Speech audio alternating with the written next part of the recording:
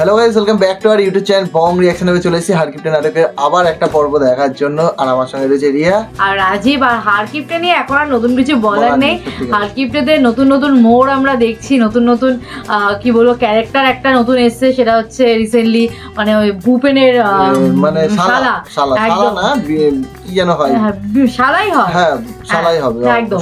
তো যাই হোক, মানে সব মিলিয়ে মানে নাটকটা দারুণ লাগছে আমাদের, মানে শেষের দিকে যাচ্ছে আর ইন্টারেস্টটা আমাদের বাড়াচ্ছে প্রত্যেকটা পর্বে। 100টা এপিসোডের উপরে আমরা দেখে নিয়েছি। এই নাটকটার সম্বন্ধে আলাদাভাবে কিছু বলার নেই, শুধু ইন্ট্রোটা দিতে হয় তাই ঠিক আছে। তো চলো বেশি দেরি করবো না, শুরু করি আগে নাটকের ক্লিপটা। চেষ্টা করে দেখবেন, আর আমিও তদন্ত করে দেখতেছি এর ভিতর গুল্লার অন্য কোনো মতলব আছে কিনা। তদন্ত করো, আমরা তদন্ত দেখবো আজকে।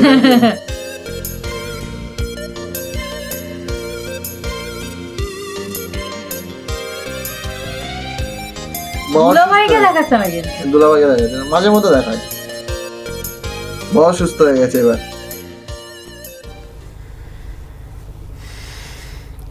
তুমি যে আব্বার চালের ভান্ডারের সার্ভিস শেষ করে নিলা, কামটাকে ঠিক হলো চুমকি?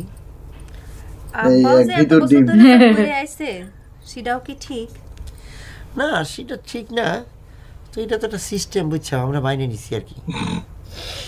সকলেই একটা অন্যায় সারা জীবন মাইনে নিছে, জন্যই তো আব্বা এখনো সেটা চালায়া যাচ্ছে। একদম, আমি তো প্রতিবাদ করেছি মাত্র। এবারে অন্য কারো চোখে তো পড়লো না, কারণ অন্য কেউ না দেখলে তুমি যে প্রতিবাদটা করছো, আর সমস্ত দোষ আমি তোমার হবে, বুঝছো? আব্বা তো তোমার দোষ দিবি।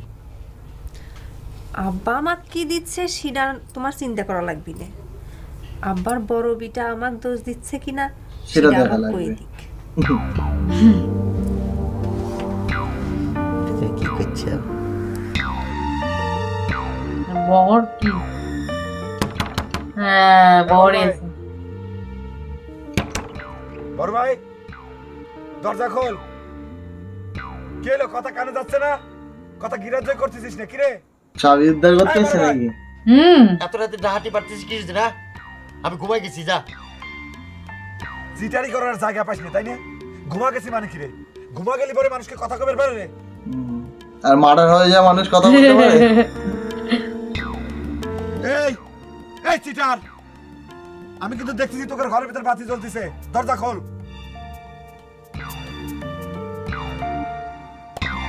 ওর সাথে থাকতে থাকতে এই কয়দিনে বোর মতো চিটার হয়ে গেছো, তাই না? বাতি নিভে দিয়েছে রে, বাতি জ্বলছে, বাতি নিভে দিয়ে যা। ও বাতি নিভে দিলি মনে করতে বাইচে যাবি, তাই না? সারা জীবন কি ঘরের ভিতর ঘর আটকা শুয়ে থাকবি? কাল সকালবেলা ঘুমের তুলে লাগবি না? তাহলে সকালে আসিস। ভালোই ভালো ভদ্রলোকের মতো যেন আব্বার হাতে চাবি বুঝিয়ে দেয়। আমার চিটার বাটবার করে কর।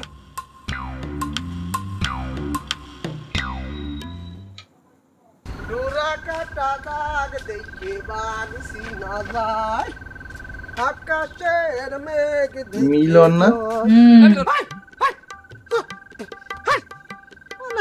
বাঘের উপর মানে বাঘের মতো লাফ দিয়ে পড়েছে, মানে বিবাহিত একটা পুরুষ হয়ে এরা ছেলেমেয়েদের মতো। আরে হইছে নে, বাঘ নিয়ে গান গাইতে গেতে আসছে, মানুষ দেখেই চমকে উঠিস। শোন, ওই যে চাটমোহর লাভলি হলে কি বই চলতেছে জানিস নাকি? জানি, কিন্তু তোরা কব না। কে কব না? কে কব না, আমার ইচ্ছে। কিসের কি বলো? ওই যে গুল্লা সিটার আপন ফিরানের ভাই, তার কাছে যাই শুনবে যা। আচ্ছা ঠিক আছে, আমাক না করলো, মনে কর তোর বৌদিক করছো, তোর বৌদি কথাটা জিজ্ঞেস করে কইছে, যদি ভালো বই হয় দুইজন একটু সেকেন্ড শো দেখতে যাবো। সেকেন্ড শো দেখো, ওই সেকেন্ড শো কর, ফার্স্ট শো কর, মানে কোনোটাই আমি তোরে কব না। আর তোর বউ, তার তো কার প্রশ্নই ওঠে না। আমি নাই তোর কাছে অপরাধ করছি, আমার বউ তোর কাছে কি অপরাধ করলো? সে তো শুনতেছি যে তোর দিয়া বাজার সদাই ঠিকই করাচ্ছে। এই যে বাজার সদাইয়ের কথা বাদ, মানে সাওয়ারের মতো খাটাচ্ছে, ওইটা বদনাম হচ্ছে। শোন ভূপেন্দা, তোর বউরে কয়ে দিস আমার কিন্তু একটা ফেস্টিজ বলে কথা আছে। দুনিয়ার গ্রামের মানুষের ডায়ে ডায়ে কয়ে বেড়াচ্ছে আমার নাকি 100 মাংস কিনতে দিছে, আমি নাকি তার অ্যাক্সিডেন্ট মেরে দিছে। তোর কার কাছে কি কথা শুনিস না শুনে সেইটা নিয়ে চিল্লাচিল্লি করছিস? তোর বৌদি যদি এ ধরনের কোনো কথা কইতো তাহলে সেটা প্রথমে কে জানতো? আমি জানতাম না। বাইরে ওসব কথা শুনিসই না। অনা ভাই কি বুঝ চলছে, তোর বৌদি খুব শখ করছে। খুব শখ করেছে, শখ দিয়ে জল খাতি গাবে যাও। তার ভাই তো সুমন্দি আমার ড্যাগারের ভয় দেয়। হ্যাঁ ওরে বাপ রে বাপ, সেদিন সর্দির মারিয়ে ফেলাইছিল। সেটা লম্বট কনকার সর্দির সাথে কিনা দাঁত কেলায় কেলায় হাসি হাসি করতে গেছি, আমার ড্যাগার মারতে চাই। হ্যাঁ এই এই উল্টে যদি আমরা ড্যাগারটা নিয়ে তার পেটের মধ্যে ঢুয়ে দিতাম। বাবা ঠিক আছে, কাল সকালে তো জগাদা আসবি নি, তুই যে সব কথাগুলো কলু তার কাছে কবনে। আরে যা যা ক ক কইয়ে বেড়াকে যা, তোর ডাকাইতে কইয়ে বেড়াকে আবার কি আর দেখবান। সে রাজনীতি করে, আমিও রাজনীতির লোক। বাবা আমার গায়ে যদি একটা ফুলের টুয়া পড়ে কাউরে ছাড়িয়ে দেবো না। এদিকে গোল্লাকে দেখে ভয়ে 10 মাইল দূর থেকে পালায়। কি কব মতিহার, সে গালের পর থাপ্পড় দিয়ে নগদ কর করে 100 টাকার নোট নিয়ে চলে গেল। তার দাম দেওয়ার কথা একবার মুখেও আনলো না। মগের মূল্য নাকি? দোকানে তোমার এতগুলো বন্ধু বান্ধব ছিল, তারাও কেউ কোনো প্রতিবাদ করলো না। আরে তারা তো মনে মনে খুশি হয়েছে, আমার যত ক্ষতি তাগের তত আনন্দ। দাও গা, আমাদের বাড়ির শয়তানটাও খুশির ছিন্নি দিছে। খালি আইজের কথা কও। আচ্ছা তোমার কাছে টাকাটা চাইলো আর তুমি অমনি টাকাটা দিয়ে দিলে কিসের জন্য? তোমাকে এতক্ষণ কি কথা কইলাম? সে তো ডাকাত, ট্যাকি এত বড় একখান ডেগার গুজা। তাতে কি, তুমি টাকাটা না দিলে সে কি তোমাকে ড্যাগার মারতো? মার বেরো তো পারতো। ডাকাত থেকে আবার বিশ্বাস কি? সে কি কয় জানো? চা খাওয়াইছিস তুই, সিগারেট কিনা খাওয়াবি? চিন্তা করিছাও, দোকানে আইসেই আমার সাথে তুই তুকারি করে কথা কওয়া শুরু করে দিল। তুমি কি তাক দাওয়াত করে চা খাইছো যে সিগারেট তোমার খাওয়ানো রাখবে? আমিও তো সেই কথাই কই। আর যদি সিগারেট খাওয়ানোর কথা ওঠে তাহলে তুই একটা সিগারেটের দাম লিবের পারিস, তাই কই 100 টাকা।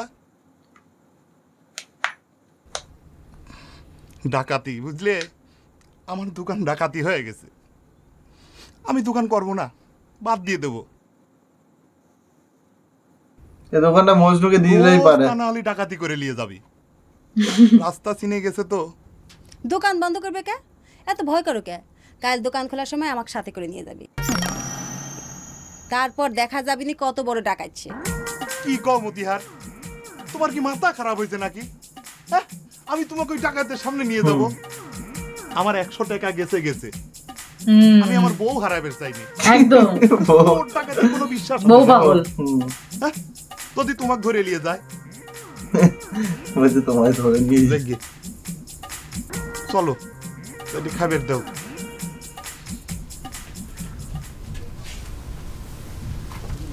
দিন থেকে রাত হয়ে গেছে। কি আমাক বাধার জন্য দড়ি হাতে করে বসে রয়েছে রেশমা? একবার কেষ্ট যাত্রায় দেখেছিলাম, গোপালে ননি চুরির দায়ে দড়ি দিয়ে হাত বাইধে রেখেছিল। অবশ্য গোপালেক বাইধেছিল তার মা, আর তুমি তো আমার স্ত্রী। অবশ্য গোপালেক বাইধেছিল তার মা, আর তুমি তো আমার স্ত্রী। আচ্ছা ঠিক আছে, স্ত্রী হিসেবে আমার হাত দুটি দড়ি দিয়ে বাইধে দাও। সারাদিন পড়া এসে আমাকে কেষ্টযাত্রা দেখানোর দরকার নাই, আমি কাউ বাধার জন্য এখানে বসে নাই। বাপের বাড়ি যায়নি জন্য দড়ি হাতে নিয়ে বসে রয়েছো? বাপের বাড়ি যাওয়ার জন্য বললো না, বলতে হবে আগে। কেষ্ট যাত্রায় আমাকে বলে আসতে হবে। তাহলে একটা ধমক দিল, তাহলে পরে কিসের জন্য দড়ি হাতে নিয়ে বসে রয়েছো? আমার কাছে তোমার যাওয়ার কথা কতি আম্মা একটা ধমক দিল,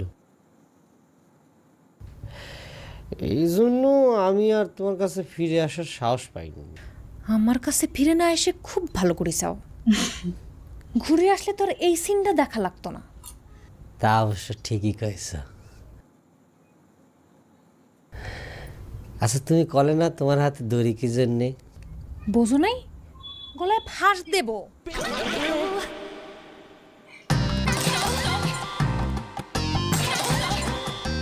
তোমার চোখের সামনে নেব দেখেই তো বসে আছি, না হলে তো এতক্ষণে মরে লাশ হয়ে যেতাম।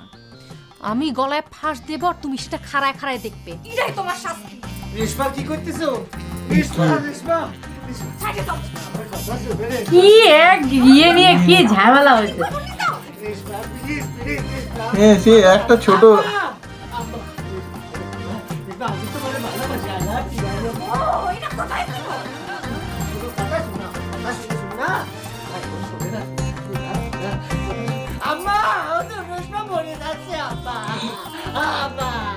আসবো না কাজমা বুঝতে পারছি না, আমিও বুঝতে পারছি না আসবো না কাঁদবো।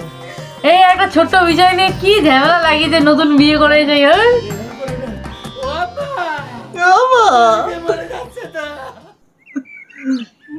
আমার দুই বন্ধু এক হয়েছে।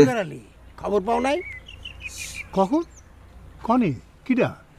আরে ফরাদের দোকানে ড্যাগার ধরে ক্যাশ বাক্সে যা ছিল সব নিয়ে গেছে দিনে দুপুরে। ক্যাশ বাক্সে যা ছিল না 100 টাকা নিয়ে গেছে। চায়ের দোকানে ক্যাশে আর কত টাকাই বা ছিল? এদিকে তো দিনে দুপুরে আমার সব কিছু এক প্রকার লুটই হয়ে গেছে হারাধন। কও কি আমার পুত্রেও কি ড্যাগার হাতে তোমার বাড়িতে হাজির হয়েছিল? না রে ভাই, আমার বাড়িতে কি বাইরে ডাকাত যাওয়ার দরকার হয়? তোমার ভাবি হয়েছে ডাকাত সর্দারনি, আর সাথে জুটিছে বউ নামক দস্যু ফুলন দেবী। তোমার টাকা পয়সার তবিল কি সব কাটিয়ে নিছে?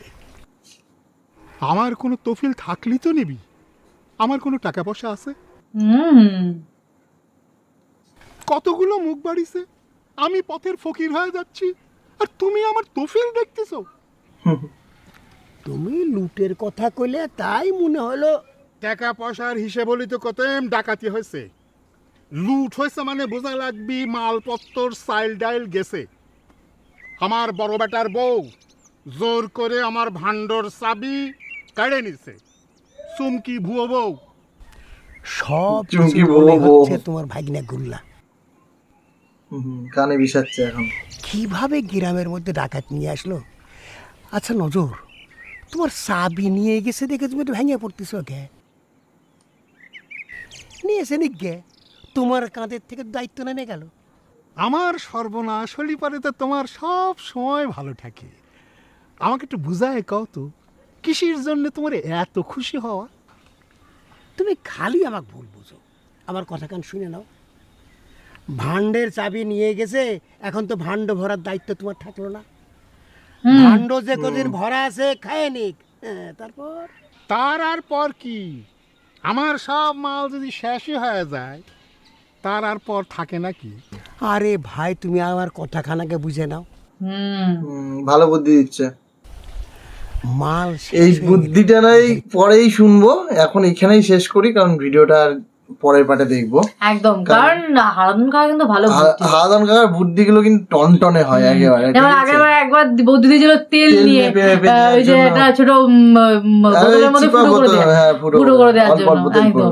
তো ভালো বুদ্ধি দেয়। হ্যাঁ, আই থিঙ্ক এখানে যে বুদ্ধি দেবে হয়তো মাল শেষ হয়ে গেলে ছেলে এবার নিজে না বললে ছেলে মানে ইয়েদের ভরাতে হবে, ফজর নহর এদেরকে ভরাতে হবে। আর এমনি ভরানো তো উচিত, ওরা তো কাজ করবে, সেটাই হচ্ছে কথা। স্পেশালি বহরের কাজ করা আগে উচিত, মাথায় শুধু শয়তানি বুদ্ধি করে বেড়ায়।